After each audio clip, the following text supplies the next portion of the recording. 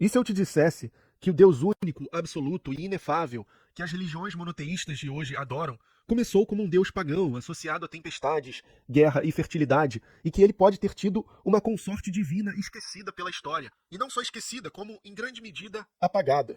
E se eu te dissesse que Yahvé, o Deus supremo do judaísmo, do cristianismo e do islamismo, nem sempre foi o único Deus de Israel e chegou a ser casado com uma deusa?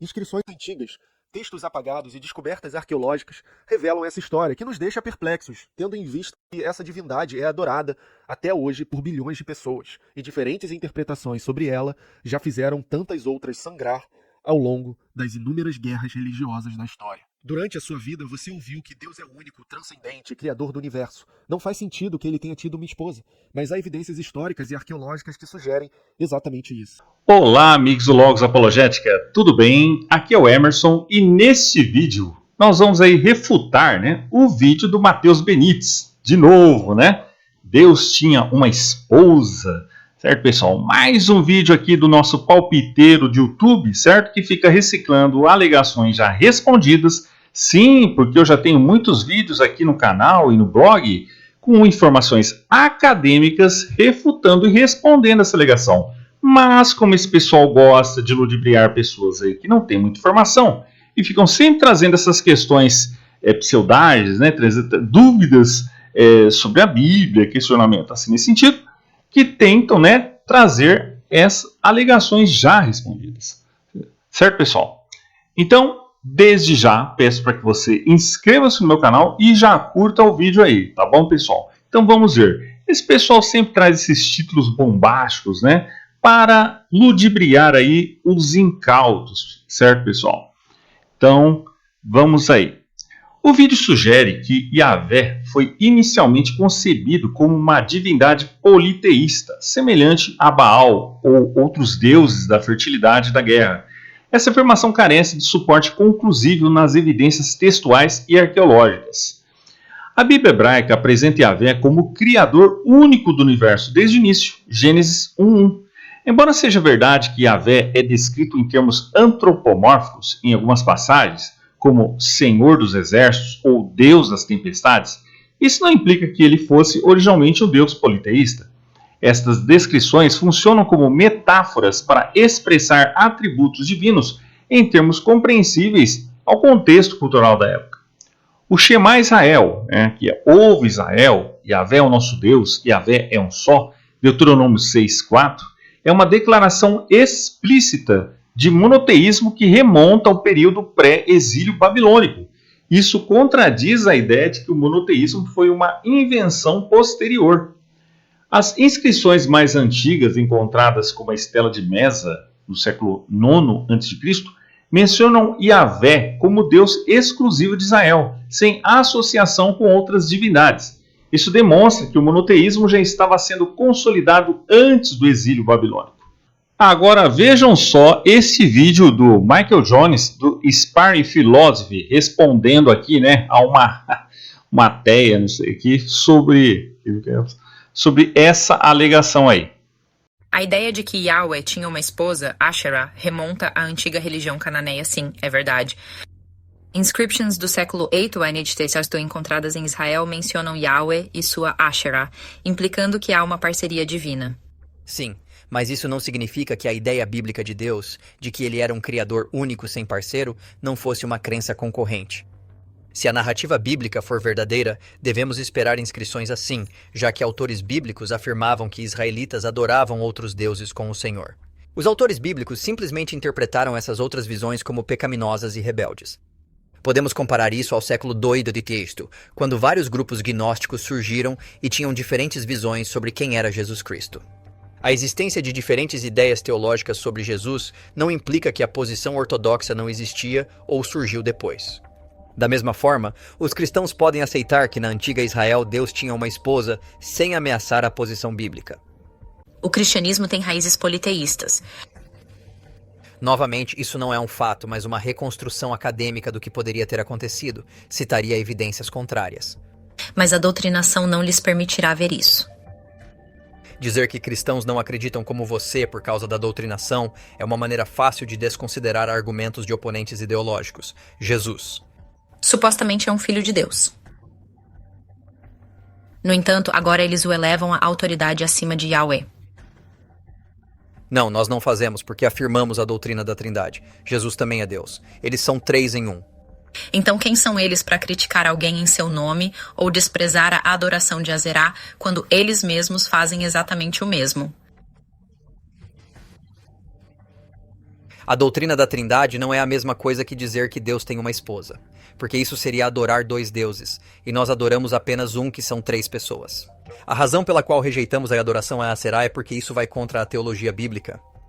Tá? Ou seja, a ideia de que Yahvé era originalmente um deus politeísta é uma interpretação especulativa que ignora a consistência teológica do texto bíblico e as evidências arqueológicas. E se você quiser saber mais aí, quiser se aprofundar no tema e não ser ludibriado, certo, por esses palpiteiros de YouTube, eu recomendo aqui o combo acadêmico de teologia da universidade, tá? Está aqui o link oficial na descrição. O vídeo sugere que Asherá era a esposa de Yahvé, baseando-se em inscrições arqueológicas e interpretações de textos bíblicos. No entanto, essa afirmação enfrenta sérios problemas interpretativos. Algumas inscrições arqueológicas, como as encontradas em Kundilet, Ajud, mencionam Yahvé e sua Asherá. No entanto, o significado dessas inscrições é altamente debatido entre os especialistas. Alguns estudiosos sugerem que Asherá pode se referir a um objeto cultual, como uma árvore sagrada ou poste, né? E não necessariamente a uma divindade feminina. A Bíblia hebraica condena explicitamente a adoração a Asherá. Veja lá em Êxodo 34:13, Deuteronômio 7:5, Juízes 6:25 e 28.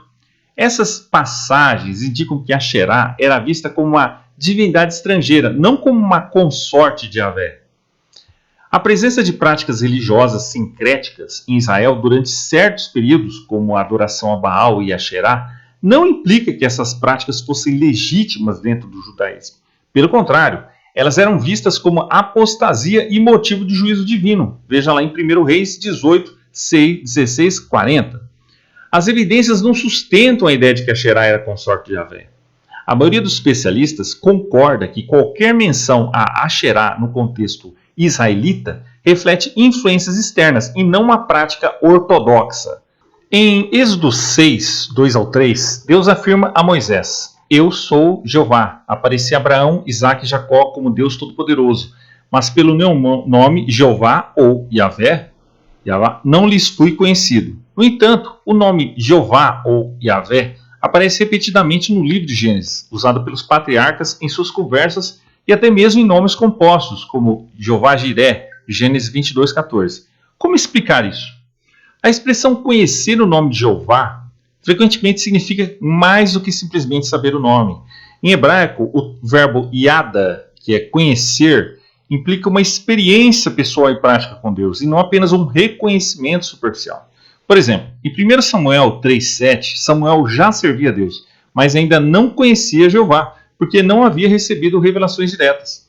Em Êxodo 6,7, Deus promete libertar Israel para que eles saibam que eu sou Jeová. Esse conhecimento viria por meio de atos poderosos, como as pragas do Egito e o Êxodo.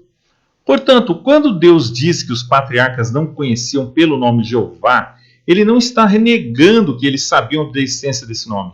Em vez disso, está sublinhando que o pleno significado de Jeová, ou Yahvé, como Deus da aliança que age poderosamente na história, só seria revelado séculos depois, durante o Êxodo. Os patriarcas conheciam Deus como Criador e soberano, mas a plena manifestação de seu nome como Jeová ou Yahvé, o libertador fiel, foi revelada ao povo de Israel na saída do Egito. A frase "não lhes fui conhecido" é uma expressão idiomática que reflete um conhecimento experiencial, não uma ausência total de familiaridade. Assim, não há contradição entre Gênesis e Êxodo, mas sim uma progressão teológica no entendimento de Deus. O vídeo sugere que o monoteísmo foi desenvolvido gradualmente, especialmente durante o exílio babilônico, como uma resposta às pressões culturais e políticas. Essa visão negligencia a continuidade teológica presente nos textos bíblicos. O monoteísmo não foi uma invenção tardia, mas sim uma evolução natural da teologia israelita. Textos como o Código da Santidade, né, Levíticos 17, 26, e os Salmos, refletem uma clara distinção entre Yahvé e outras divindades, enfatizando a unicidade de Deus. Embora o exílio tenha intensificado a reflexão teológica sobre a natureza de Deus, ele não criou o monoteísmo. Antes disso, profetas como Isaías e Amós já proclamavam a soberania absoluta de Yahvé sobre todas as nações. Ao contrário do politeísmo greco-romano, que incorporava divindades estrangeiras, o judaísmo sempre resistiu à assimilação religiosa. Isso demonstra que o monoteísmo era uma característica distintiva da fé israelita desde seus primórdios. O monoteísmo não foi uma invenção tardia, mas uma característica central da teologia israelita que se desenvolveu organicamente ao longo dos séculos.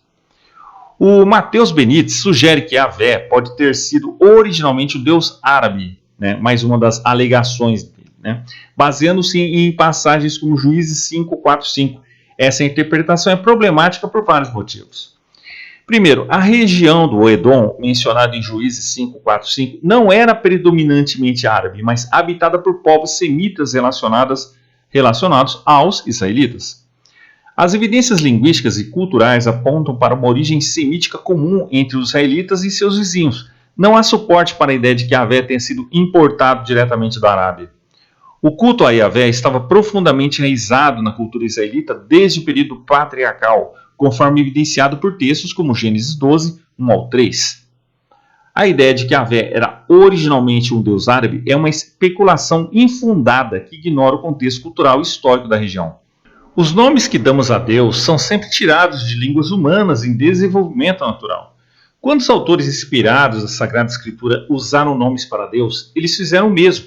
Então os nomes El e Yah eram deuses diferentes na compreensão religiosa anterior do povo, fossem os hebreus ou os outros povos de origem mesopotâmica e além. O importante é que esses dois termos são destinados no Antigo Testamento a se referir a um e ao mesmo Deus. Até mesmo a nossa palavra para Deus remonta a raízes etimológicas indo-europeias, está associada ao latim Deus, Theos, Deum e até mesmo a Zeus, e claro ao grego Theos. A origem da palavra pode lançar alguma luz sobre a mentalidade e a formação dos escritores, mas o mais importante é um novo significado revelado que o vocabulário mais antigo e existente era usado para transmitir. Por exemplo, em árabe, a palavra para Deus é Allah ou Ilah, mas as concepções de Deus diferem muito entre os cristãos, muçulmanos e até mesmo judeus que historicamente usaram a língua árabe. Então, a etimologia é útil, mas não prova nenhum ponto teológico em particular por si só. Ou seja, as alegações apresentadas no vídeo do Mateus são baseadas em interpretações controversas e frequentemente descontextualizadas das evidências históricas e arqueológicas. Uma análise cuidadosa revela que o monoteísmo israelita era uma característica central da fé desde os seus primórdios, e que as tentativas de reinterpretar Yahvé como um deus politeísta ou de associá-lo a divindades estrangeiras carecem de suporte convincente. Para uma abordagem mais aprofundada, eu recomendo consultar as obras acadêmicas que estão aqui na descrição. Tá certo, pessoal? Então é isso. Se você gostou do vídeo, curta, comente, compartilhe aí, tá bom, pessoal? Entre seus amigos. Então é isso aí, pessoal. Um abraço e até mais.